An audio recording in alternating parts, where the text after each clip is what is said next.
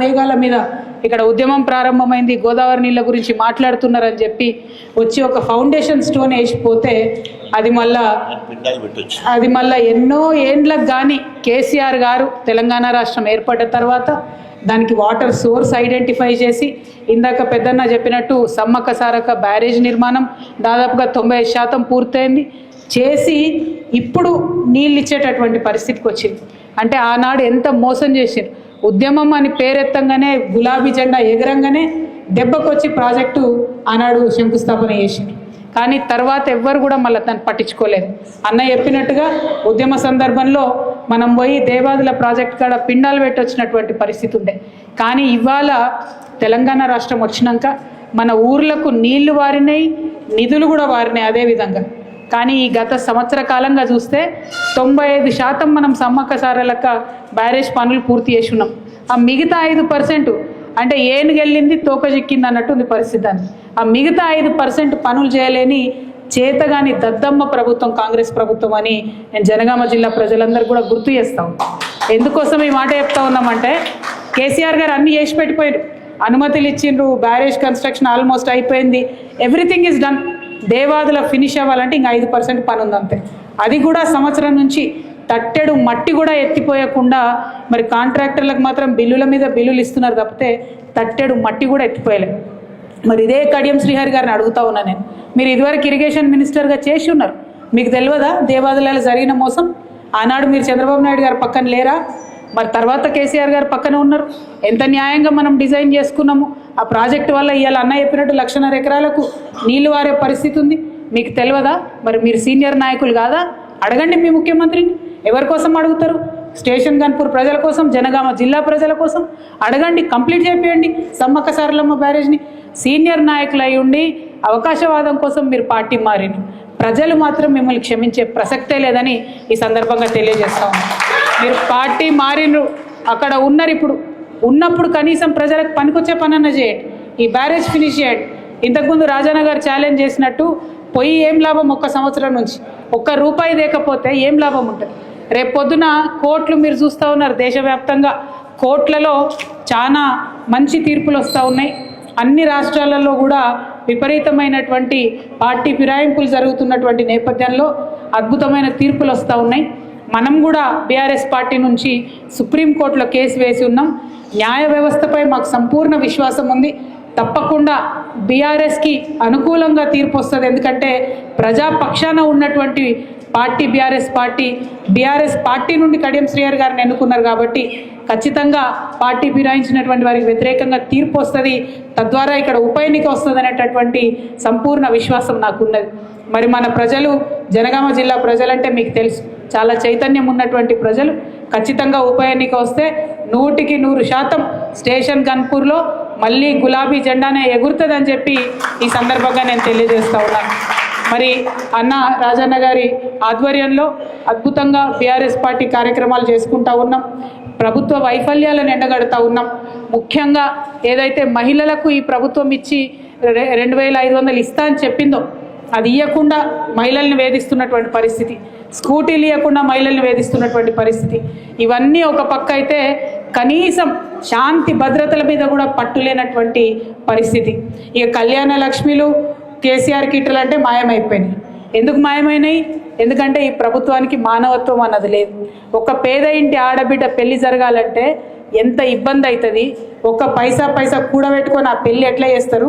ఆ కష్టం తెలిసిన మనిషి కాబట్టి కేసీఆర్ గారు కళ్యాణ లక్ష్మి పథకం పెట్టిరు.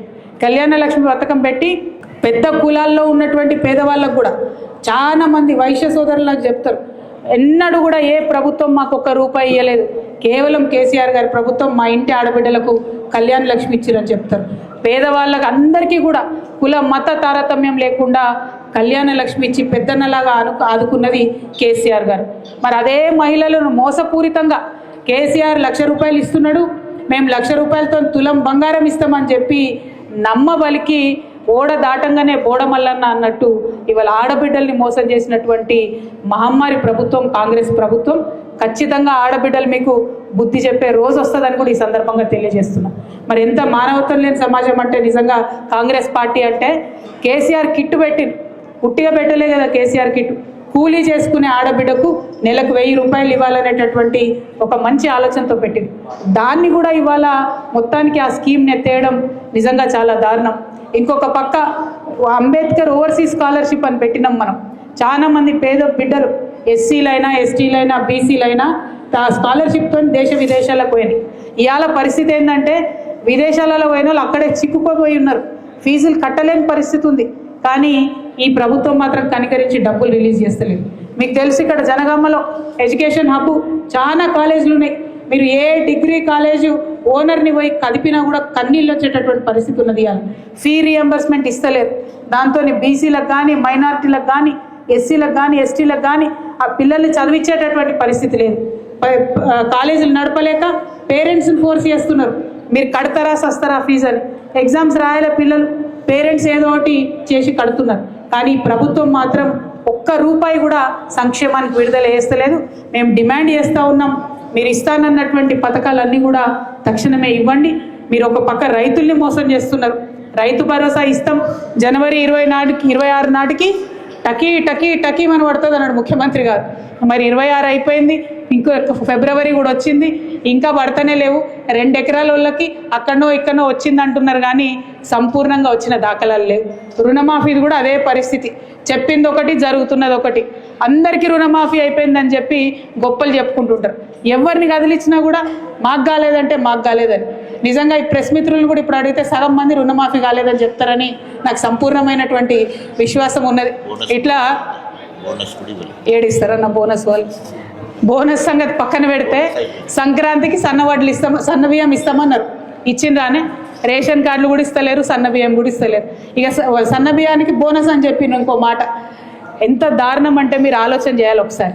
కరోనా వచ్చినటువంటి సమయంలో సాఫ్ట్వేర్ ఉద్యోగాలు హైదరాబాద్లో పోతే పిల్లలు ఊర్లలోకి వస్తే తల్లిదండ్రుల దగ్గర పైసలు ఉండే. ఎట్లా ఉండే? కరోనా విపత్తు కాలంలో కూడా చివరి గింజ వరకు కూడా మనం కొన్న మానాడు కూడా ఎక్కడ కూడా వ్యవసాయం ఆపకుండా ఖచ్చితంగా చివరి గింజ వరకు కొంటే ఆనాడు కరోనా విపత్తు కాలంలో కూడా రైతుల చేతిలో పైసలు ఉండే. ఉద్యోగం పోయి పిల్లలు ఇంటికి వస్తే ఆనాడు రైతు కొడుకు పుల్టా డబ్బులు ఇచ్చి ఆదుకున్నటువంటి పరిస్థితి ఉండే. ఇవాళ మీరు ఆలోచన చేయండి, 10% కూడా ప్రొక్యూర్మెంట్ చేస్తలేరు ఇవాళ ప్యాడీ. చాలా దారుణం. 1 కాదు 2 కాదు, అన్ని మోసాలే, అంతటా మోసాలే. కాంగ్రెస్ పార్టీ అంటేనే దగా మోసం అనేటటువంటి పరిస్థితికి తీసుకొచ్చిండ్రు. మరి ఈ క్రమంలోనే మీరు చూస్తే రాష్ట్ర వ్యాప్తంగా ఉన్నటువంటి బీఆర్ఎస్ పార్టీ కార్యకర్తలందరి మీద కూడా కాంగ్రెస్ పార్టీ ఒక కక్షపూరితమైనటువంటి వ్యవహారం చేస్తున్నది. ఎందుకు కక్షపూరితంగా అంటే ముఖ్యమంత్రి గారికి భయం, రాహుల్ గాంధీ గారికి భయం. నిన్న వచ్చేది ఉండే వరంగల్ రాహుల్ గాంధీ గారు, రాకుండానే వెళ్ళిపోయారు. ఎందుకంటే వరంగల్లో చేసిన రైతు డిక్లరేషన్లో 0.5% కూడా ఇంప్లిమెంట్ చేయలే వాళ్ళు. ఆ భయంతోనే వెళ్ళిపోయినటువంటి పరిస్థితి. ఇవాళ భయం ఎందుకు? ట్విట్టర్లో ఎవరైనా ఒక కమెంట్ పెడితే భయం ముఖ్యమంత్రి గారికి, తెల్లారికల్లా అరెస్ట్ వస్తుంది ఇంటికి. ఫేస్బుక్లో ఎవరైనా ఒక వీడియో పెడితే భయం ముఖ్యమంత్రి గారికి, తెల్లారికల్లా పోలీసు వాళ్ళు వస్తారు. అదే క్రమంలో మా కోఆర్డినేటర్ మనోజ్ రెడ్డి గారి మీద కూడా మరి కేసులు పెట్టి పాపం తమ్ముడిని తనను 16 రోజుల పాటు వాళ్ళ కుటుంబాన్ని ఆయనను ఇబ్బంది పెట్టి జైల్లో పెట్టడం జరిగింది. మేము కూడా చూస్తూ ఉన్నాం. బీఆర్ఎస్ కూడా పింక్ బుక్ మెయింటైన్ చేయడం మొదలు పెడుతుంది. ఇబ్బంది పడద్దు, ఇంతకింత తిరిగి చెల్లిస్తామని కూడా మీకు తెలియజేస్తూ ఉన్నాం. మీ రాహుల్ గాంధీ ఏమో పాకెట్లో రాజ్యాంగం పట్టుకొని తిరుగుతాడు, ఇక్కడ రేవంత్ రెడ్డి గారేమో రాజ్యాంగాన్ని కాలరాసి అక్రమ కేసులు పెట్టుకుంటూ తిరుగుతాడు. చూస్తూ ఉన్నాం. డెఫినెట్గా లెక్కలు మేము కూడా పెట్టుకుంటాం. మాకు జయశంకర్ సార్ నేర్పించిండు లెక్కలు ఎట్లా రాయాలనో, ఎట్లా ఉద్యమాలు చేయాలనో. ఇప్పుడు మా మీద అక్రమ కేసులు పెడుతున్నారు.